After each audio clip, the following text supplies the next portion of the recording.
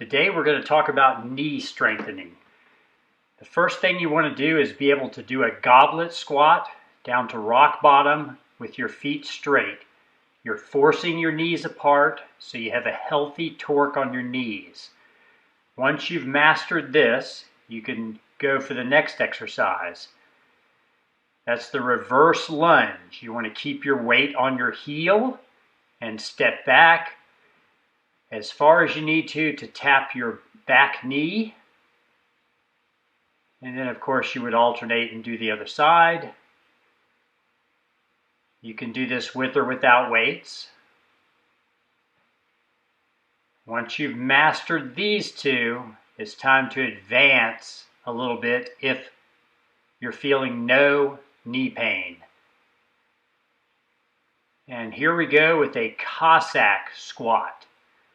As you'll see, I'm working the lateral aspect of the knee and of course quad. And then I let my other foot turn up as I descend. That keeps your hip from having any problems there and lets you totally focus on the quad, which is strengthening the knee. And this is definitely strengthening the lateral aspect of the knee joint. And you can also shift side to side. This is a little more advanced and takes a little more flexibility. And here we go with the first advanced knee exercise. This is popularized by the Knee Over Toes guy. This is what he calls an ATG split squat. I call it a knees over toes split squat, but it's the same thing. You can do this with or without weight. You want to master it body weight.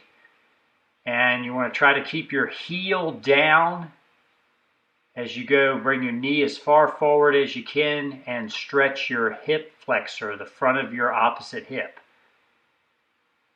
Eventually you'll be able to do a splits. And here we are with a standard sissy squat. I've just got my back of my hands grazing the uprights there for balance sake, because I'm not pushing my heels on anything. I'm trying to lower my knees as close as I can to the floor.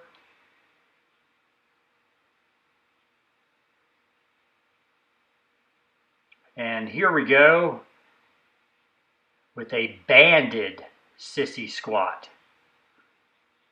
This actually gives you the resistance at the terminal knee extension right there, and then you have resistance, of course, going down. So this is a double-pronged exercise for the knees there. And of course, you can always use weight on these.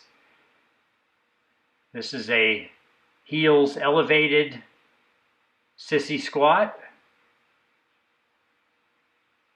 You want to keep your glutes tight on all your sissy squats, just to keep your abs locked in the correct position.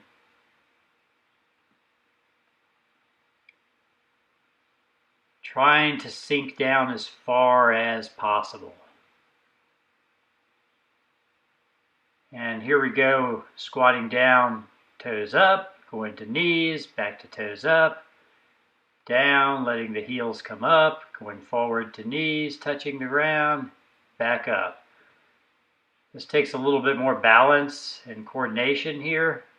As you can see, I'm a little shaky on this one. Probably need to work this more. And here we go with a reverse Nordic curl. I'm using a little assistance. I haven't mastered this one completely yet. I'm trying to get all the way down to my shoulder blades touch the floor, which I don't have the flexibility nor the strength to get there yet. So I've got about a 7-pound pull. Might be 10. And here we go with a finishing exercise. This is a terminal knee extension with a band, TKE for short. You're just doing repetitions where you slightly bend and then lock your knee, end range of motion exercise here. You want your foot pointing straight towards a band attachment. And here we go with a knee sway. This is also good for the ankle stability downstream from the knees. And this works the lateral aspect of the knees both inside and out.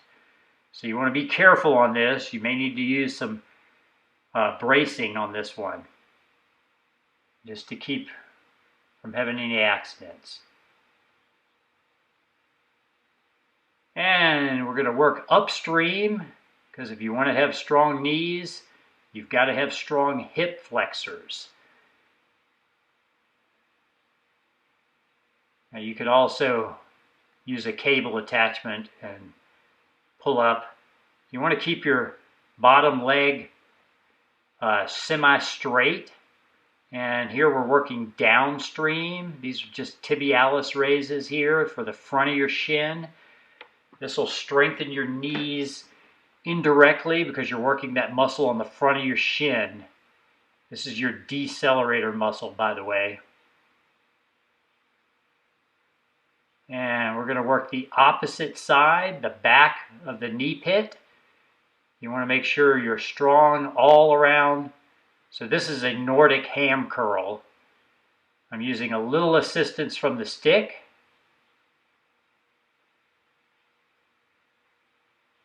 You're trying to go all the way out and then flex your hamstrings to come back.